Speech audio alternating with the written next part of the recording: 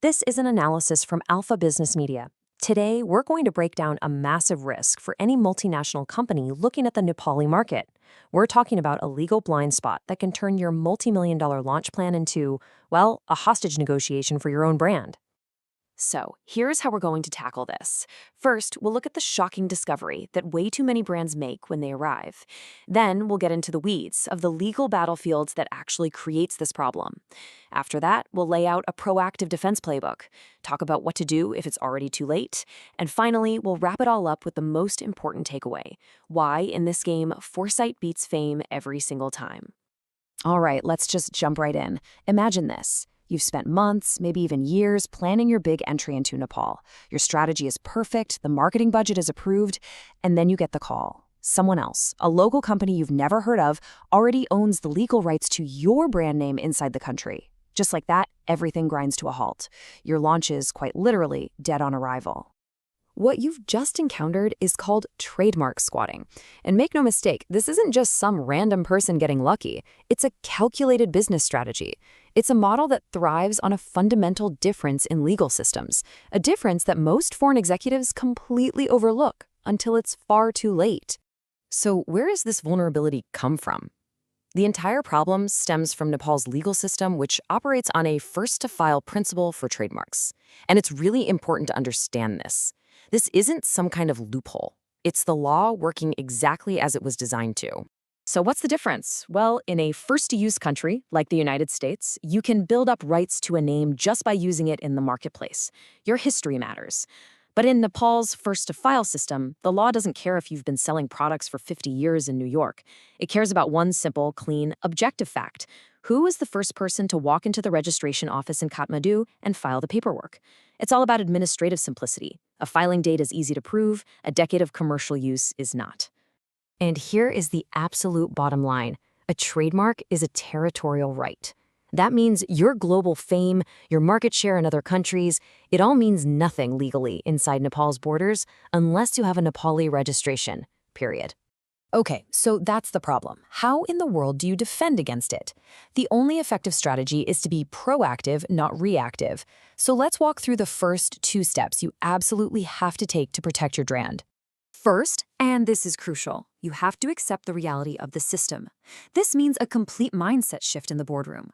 You need to understand that your rights aren't earned through success. They're secured with paperwork. Second, long before you even think about announcing your market entry, you have to run a professional search and clearance. Find out if your name is already taken.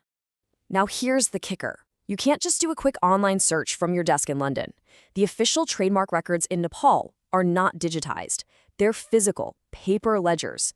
That means you need local counsel, someone actually on the ground in Kathmandu, to go in and manually look through the books. It is a completely analog process in our digital world. You shouldn't think of this as just another expense. It's an investment. In fact, you should think of it as the single most cost-effective insurance policy you can possibly buy. Spending a few $1,000s up front will save you from a potential multi-million-dollar problem down the road. But what if you do that search and you get the worst possible news? Your trademark is already registered by someone else. Now you have to shift from defense to offense. You have to confront the squatter. And this is a whole different strategic ballgame. At this point, you're really facing a stark choice between two paths. On one side, you have the legal gauntlet, a long, complicated, and expensive fight to cancel their registration. On the other side, you have strategic negotiation, a purely commercial decision to just buy the name back. Now, you do have legal options, but they're tough. To win on bad faith, you have to prove, with hard evidence, that the squatter's sole intention was to block you and sell it back. That's a high bar. The non-use argument is a bit easier, but there's a catch. You have to wait for a full year after their registration before you can even file the case. That's a year of waiting. And this really highlights the true cost of taking the legal route. It's not just the lawyer's fees, it's the time. A trademark case can easily take 3 to 5 years to work its way through the system. 3 to 5 years. In the business world, that is an eternity. Your entire market entry strategy is completely frozen. Honestly, that delay is often a much higher price to pay than whatever the squatter's asking for. Which brings us right to the final hard truth for any company looking at Nepal. This is really the core idea of this entire analysis.